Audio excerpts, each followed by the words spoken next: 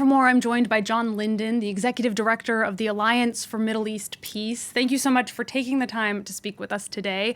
Do you know how these evacuations are going so far? Are there safe places for people to go to?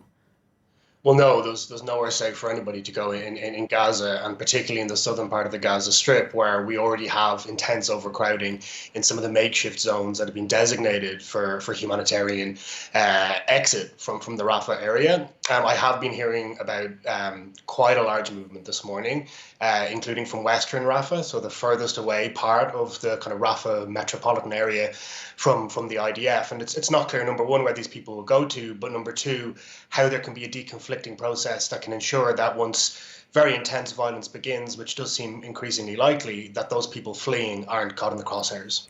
And do we know how many people are still in these targeted areas? Because the UN and the Israeli army are giving different figures for how many people have left.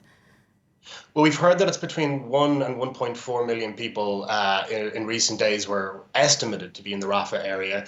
I've heard this morning that 300,000 people potentially have evacuated. That's from an Israeli official source. So you could say that at the lower end of the estimate, around 700,000 people, and the higher end, still 1 to 1.1 million people, are in the wider Rafah area. That's, at the higher estimate, that's half the population of the Gaza Strip. So that's still a huge number of people. And there's also the question of aid. The Rafah border crossing has been closed since it was taken over by Israel earlier this week. They've opened the nearby Kerem Shalom crossing, but almost no aid is getting in there.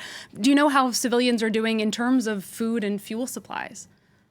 Well, we know from reports from the United Nations that hospitals were due to run out of fuel for generators within the next day or two, essentially. And that's before this second closure was announced. I mean, the Egyptian government also have a role to play here with regards to Rafah. They seem unhappy with regards to the Rafah crossing. I mean, they seem unhappy with Israel's sort of decision to now have an active operation in the Rafah area.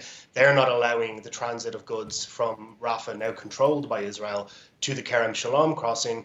So we're in a situation now where, UN authorities had already been warning about famine, and obviously the southern part of the Gaza Strip had in relative terms been less affected than the north, but it's highly likely that we're now going to see a rapid deterioration of already very grim humanitarian conditions in the south, potentially to match the catastrophe that we already have in the north of the Gaza Strip. And it's so hard to fathom when you have, Egypt and Israel on either side of Gaza, these crossings that can be opened, port facilities in Ashdod, why we can't do a better job of getting food and medical equipment into the Gaza Strip, irregardless of what is happening from a military perspective. And Joe Biden said this week that the U.S. would suspend further shipments of some weapons if Israel crosses a red line and launches a full offensive on Rafah. Israel is clearly expanding his operation. Do we think this qualifies, or do we have any sense of where that red line is going to be? No, it's a very short answer. It's in the eye of the beholder. There wasn't very clear conditions or details laid down in any of the briefings over what the threshold would be for the kind of operation the US would oppose in Rafah. It has two contours, right? One is the severity of the operation, and the second is the preparations or lack thereof to take care of the civilians who are sheltering in the Rafah area. And it's too soon to say with regard to both of those conditions where Israel is going to land. The evacuation orders sent out this morning indicate that there would be quite a large operation if you're asking hundreds of thousands of people to flee.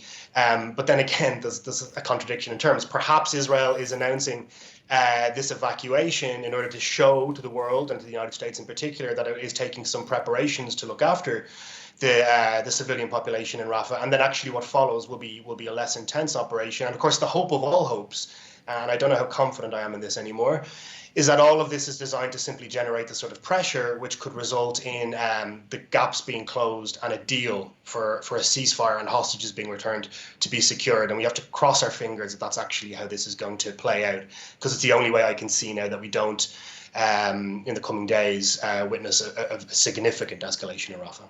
Yeah, that ceasefire deal is the hope of all hopes. I also wanted to ask you what you make of the report from the Biden administration that Israel's use of American weapons may have violated international law. Do you think that sends a strong message, or is it somewhat of a cop-out since it does stop short of a definitive answer that would force the U.S. to stop sending weapons?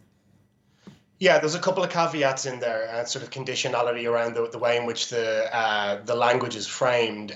So it's like a lot of what's happening at the moment. it's not going to satisfy either parties. People who are strong advocates for Israel will see this as being sort of a Rubicon that the Biden administration has crossed, whilst those who are most upset and outraged by the military operations we've seen so far will assume that the Biden administration have pulled their punches. So in trying to kind of maintain that center ground, which I very much respect as an impulse, ultimately, the longer this war goes on, the more that partisans for either Israelis or Palestinians are going to feel upset by what they will see as insufficiently strong and clear measures from the Biden administration, which is why the best way we can ensure that there are no human rights abuses taking place and that no further lives are lost is to bring this war to an end as rapidly as possible and get those hostages out. Everything else, I feel, is simply rolling the dice every 24 hours on further horrors. All right, John Linden, thank you again so much for speaking with us today. We're hoping that hope of hopes comes true for some sort of ceasefire soon. Again, that's John Linden, the Executive Director of the Alliance for Middle East Peace.